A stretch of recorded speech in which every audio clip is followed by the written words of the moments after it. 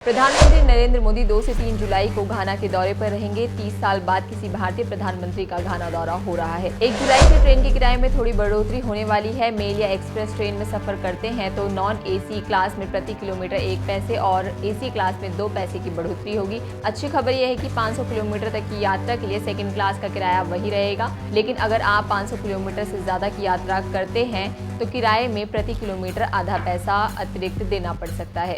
Rail मंत्रालय ने AC श्रेणी में प्रतीक्षा सूची की सीमा को 25% से बढ़ाकर 60% और गैर एसी श्रेणी में 30% कर दी है। पहले 17 अप्रैल को जारी आदेश में सभी श्रेणियों के लिए यह सीमा 25% थी, जिसे 16 जून से लागू किया गया था।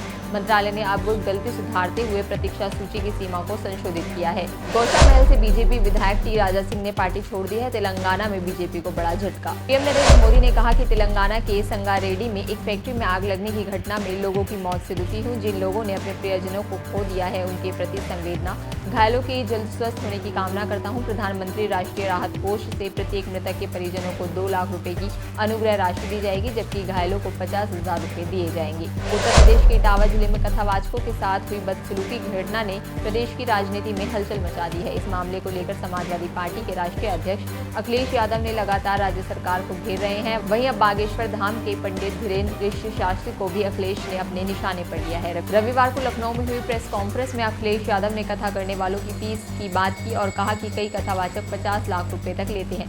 इस दौरान उन्होंने धीरेन्द्र शास्त्री का भी नाम लिया और बताया कि जो सामने से पैसे नहीं लेते वे अंडर टेबल पैसे लेते हैं। बिहार विधानसभा चुनाव 2025 से पहले वोटर लिस्ट रिवीजन को लेकर सियासी बवाल मच चुका है। विपक्षी दल चुनाव आयोग के इस कदम का विरोध कर रही है। इन सबके बीच चुनाव आयोग ने सोमवार 30 जून को कहा कि इसके रिवीजन की जरूरत है, क्योंकि वोटर लिस्ट कई कारणों से बदलती रहती है और संविधान में ये सुनिश्चित करने का प्रावधान है कि केवल पात्र नागरिक ही मतदाता सूची का हिस्सा हो और जो पात्र नहीं है उन्हें वोट देने का अधिकार नहीं है। दिल्ली कोर्ट ने सीबीआई को नजीम अहमद की गुमशुदगी का मामला बंद करने की अनुमति दे दी है। 2016 से लापता थे नजीब। सीबीआई ने जांच में कोई सफलता न मिलने पर क्लोजर रिपोर्ट दाखिल की थी, जिसे अदालत ने स्वीकार कर लिया है।